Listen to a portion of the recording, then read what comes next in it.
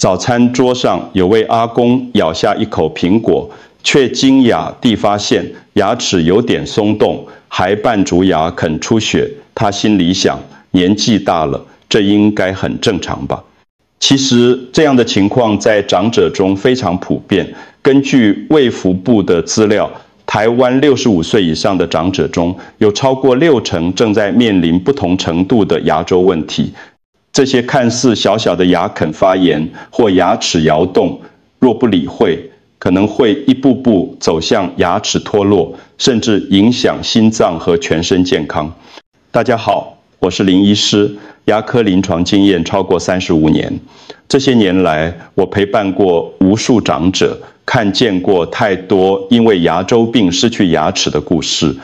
对于高龄者而言，牙齿不只是咀嚼工具，更是维持营养与生活品质的重要基石。今天，我想带您了解牙周病的隐形危机，以及我们能如何守护口腔健康。在开始之前，别忘了订阅并开启小铃铛，这样您就能随时收到最新的健康建议。我也想知道您是否正在收看。如果觉得这一段内容对您有帮助，请在留言区输入数字1。若觉得没有帮助，请输入0。在影片的最后，我会告诉您3个每天只要花3分钟就能有效护齿的方法，请务必看到最后。那么，为什么牙周病在长者身上这么常见呢？我们接着聊。当我们谈到牙周病，很多长辈会说牙齿松动是老化必然的结果吧？但事实上，并不是年纪大了就一定要掉牙。牙周病的核心问题在于牙啃与牙槽骨的慢性发炎。随着年龄增加，牙啃组织逐渐退缩，加上唾液分泌减少，口腔自我清洁能力下降，就像一座房子的地基慢慢松动，墙壁自然会开始摇晃。许多长者常见的症状是刷牙时牙啃容易流血。有位阿妈告诉我，她以为那是火气大，于是一直没有理会。殊不知，这正是牙周病的早期警讯。再加上手部灵活度下降，刷牙常常刷得不够仔细，食物残渣累积，牙菌斑变成牙结石，让细菌长期刺激牙啃，炎症就愈发严重。另外，长期的慢性病如糖尿病也会让牙啃血管更脆弱，容易发炎。这就像一个恶性循环，血糖控制不好会加重牙周病，而牙周病的慢性发炎又会让血糖更难稳定。难怪在诊间里，我常看到同时患有糖尿病与牙周病的长者。或许您自己也有经验，早上刷牙看到水池里的泡沫带住红红的血丝，或者咬硬一点的食物，就觉得牙齿摇摇欲坠。这些并不是正常老化，而是身体给出的提醒。那么，牙周病的早期指兆究竟有哪些？我们接着聊。很多长者一开始并不觉得牙周病是什么大问题，因为症状常常来得悄悄的。最早出现的指兆往往是刷牙时牙啃出血。有些阿公阿妈会说牙膏颜色太红了，看起来吓人，但没什么啦。其实这正是牙啃正在发炎的信号。牙啃红肿，按压时会痛，甚至常常有口臭，这些都是早期的警告。国健署的资料显示，大约有1/3的长者曾经出现刷牙流血，却没有因此就医。这种以为没关系的心态，让小小的炎症拖着拖着，慢慢演变成更严重的牙周病。久而久之，不只是流血，牙齿开始出现松动，甚至觉得咬东西越来越无力。我记得有位70岁的伯伯来诊间的时候，满脸无奈。他说自己每天刷牙，却总是看到水槽里泛着血丝。起初他以为只是上火后来咬苹果时竟然掉了一颗牙，那一刻他才惊觉事情不单纯。这种轻忽早期信号的经验，在许多长辈身上都不陌生。不知道您或您的家人有没有过这样的经验呢？刷牙时牙啃会流血，或者口气常常不清新，欢迎在留言区分享，因为您的故事不仅能提醒自己，也能帮助更多人早一步注意牙周病的指兆。那么，如果我们继续忽略这些警告，牙周病最后会带来什么样的后果呢？当牙周病进一步恶化时，后果往往远超过掉几颗牙齿这么简单。首先，牙啃会不断退缩，让牙根裸露。这时候不但牙齿敏感，吃冰或喝热水都会觉得刺痛，连日常饮食都变得困难。再严重一些，牙齿会开始明显松动，最后不得不拔除。对长者来说，失去牙齿就意味着咀嚼困难，营养吸收大受影响。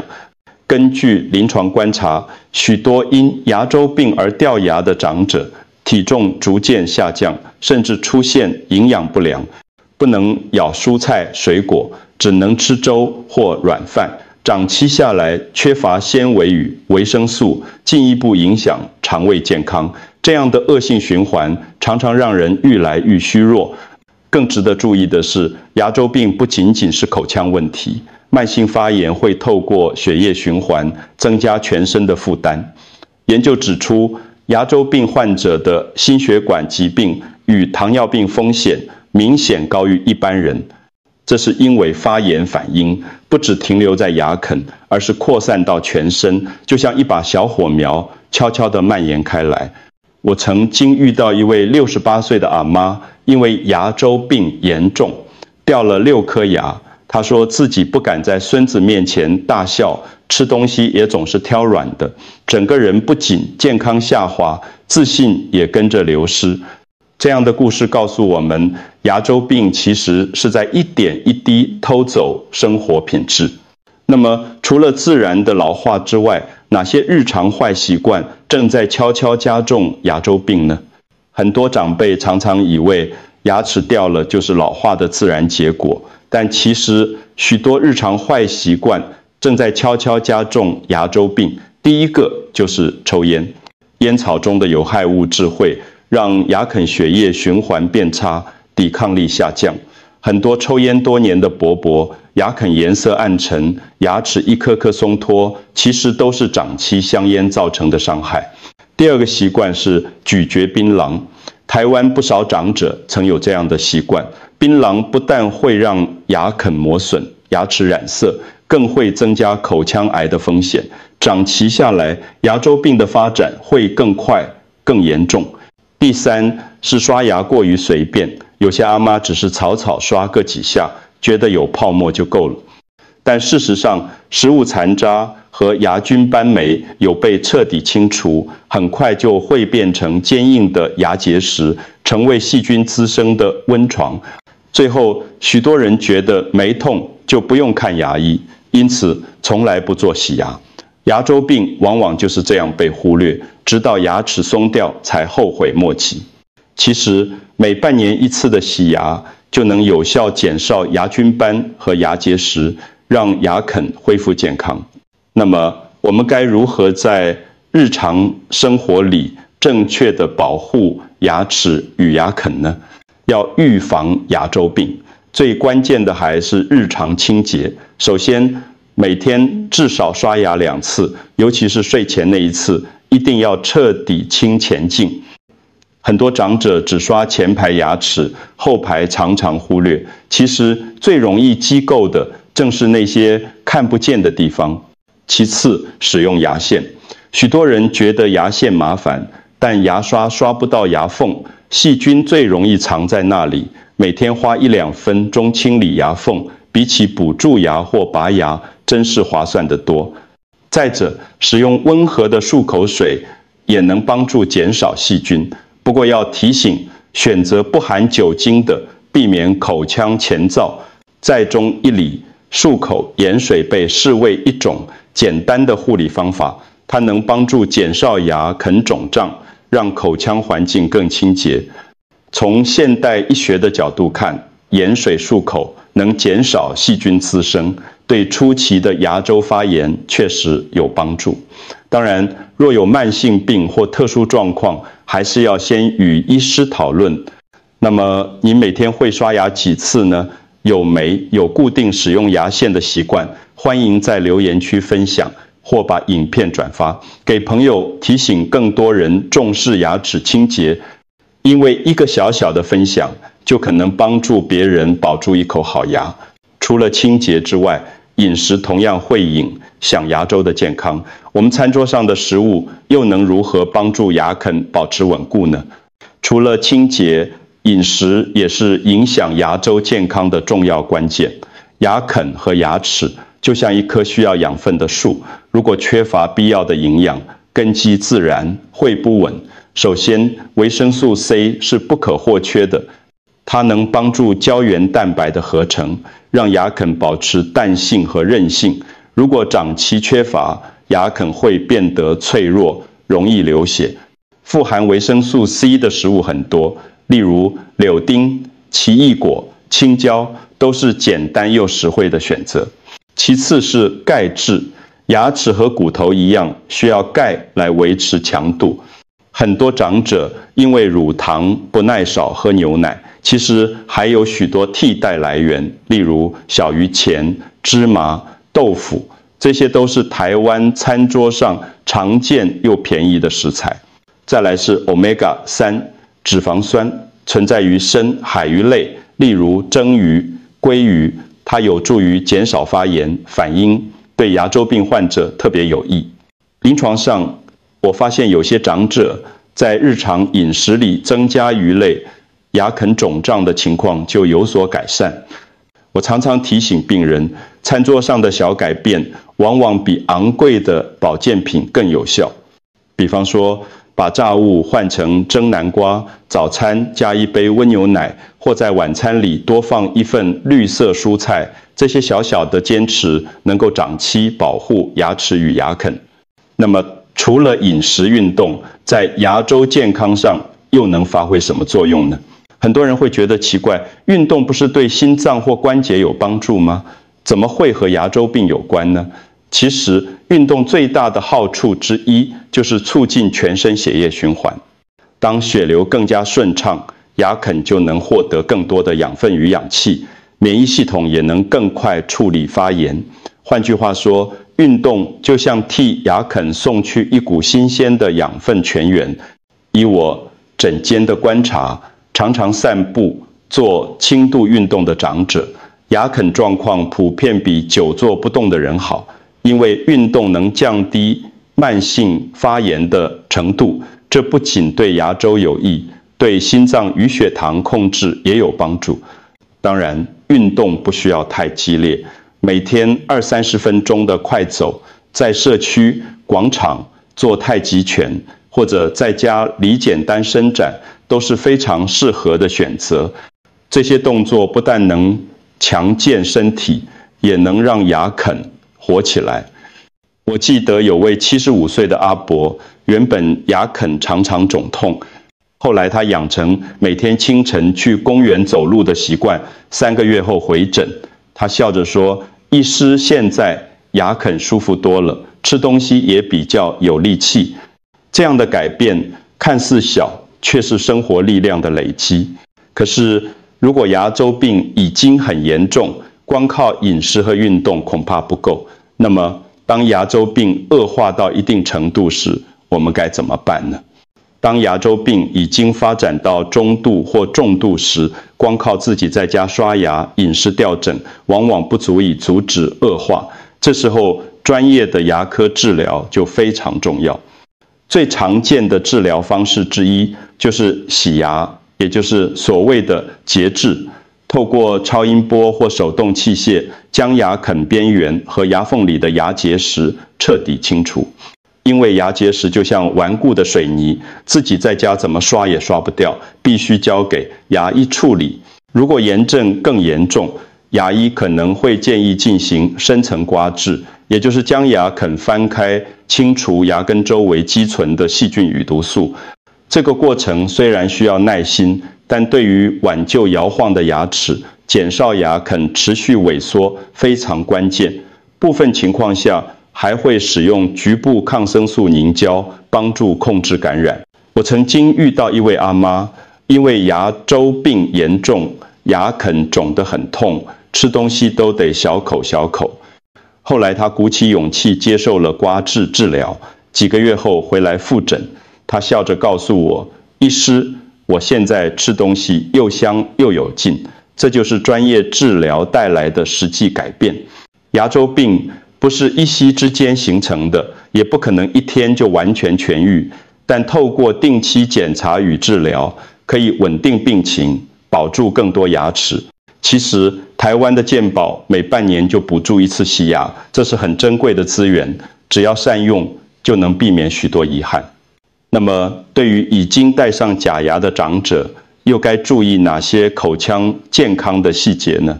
许多年纪大的长者因为牙周病或蛀牙失去了部分牙齿，最后不得不依靠假牙。虽然假牙能恢复基本的咀嚼功能，但如果清洁不当，反而会带来新的问题。最常见的就是口腔溃疡，有些人嫌麻烦，整天都戴着假牙，甚至晚上睡觉也不拿下来，结果牙肯长期受压，产生发炎和疼痛。假牙表面容易藏污纳垢，如果没有每天清洗，就成了细菌和霉菌的温床。临床上常见到长者因假牙清洁不足，导致口腔念珠菌感染，舌头和牙啃红肿、刺痛。这些情况往往让长者更不愿意使用假牙，最后吃东西更加困难。正确的方法是每天至少清洗假牙一次，最好在晚上睡前取下，用清水冲洗前净病，放入专用清洁液浸泡。同时，口腔内的牙啃和舌头也需要轻轻刷洗，避免细菌累积。这样不仅能减少发炎，还能让假牙更耐用。我记得有位72岁的伯伯，原本因为假牙卡垢，口气不好，总是不敢跟孙子近距离说话。后来他听从建议，养成每天取下清洗的习惯，不但口气清新了，吃东西也更自在。假牙不是一劳永逸的解决方案，而是需要持续照顾的一部分。那么除了个人的努力，家庭成员又能在长者的口腔健康中扮演什么角色呢？口腔健康对长者而言，不只是个人的事，更是全家人的责任。许多长辈因为手部灵活度下降，刷牙常常不够彻底，这时候家人的提醒与协助就特别重要。比方说，子女可以在餐后轻声提醒爸妈记得刷牙，甚至陪同检查，看看有没有漏刷的地方。这样的小动作能大大减少牙周病恶化的风险。还有带长者定期去看牙医，也是家人能做的重要支持。很多阿公阿妈觉得没痛就不用看医生，结果拖到牙齿松掉才后悔莫及。若家人能主动安排半年一次的检查或洗牙，长者会更愿意配合，因为他们知道自己不是孤单面对。饮食上，家人也能帮忙准备适合的餐点。当长者牙齿不稳固时，提供温热的汤粥、蒸软的蔬菜，既保护牙齿，又能确保营养均衡。我记得有位70岁的阿妈，女儿每天都会帮她准备一碗蔬菜燕麦粥，结果她不但吃得开心，牙啃也慢慢稳定了。这样的陪伴比任何药物都更让人安心。家庭的支持不仅是实际上的帮助，更是一种心理安慰。当长者感受到被关心，他们就更有动力去维持良好的口腔卫生。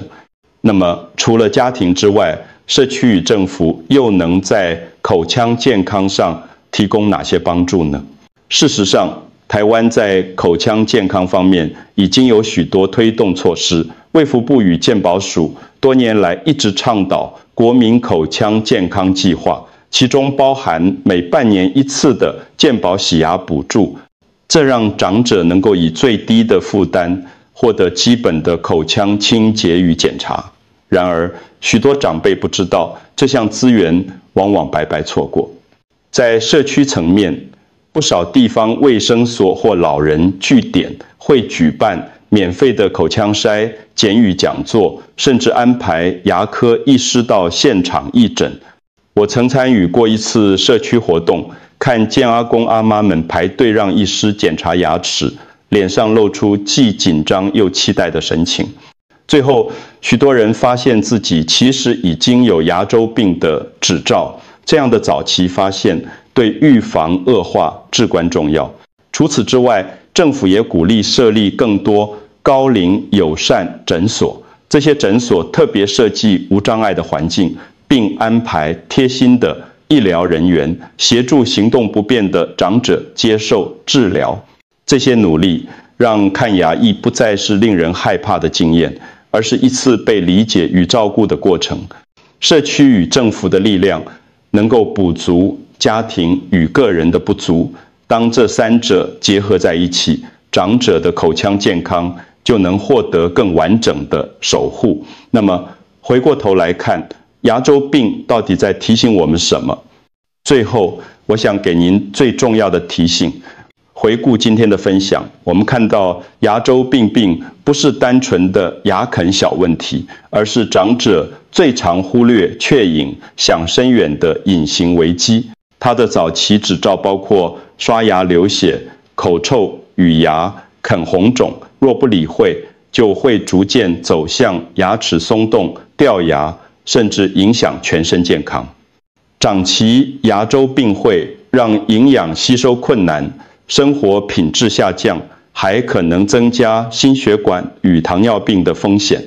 然而，好消息是，牙周病非不可避免。从每天认真刷牙、使用牙线、定期洗牙，到选择富含维生素与钙质的饮食，再加上适度运动与家人的陪伴，都能大幅减少恶化的可能。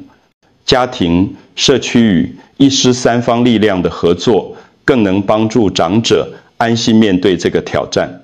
能够一起守护健康，比什么都珍贵。如果这段影片对您有帮助，邀请您订阅频道并开启小铃铛，更希望您把它分享给身边的人，让关心能传得更远。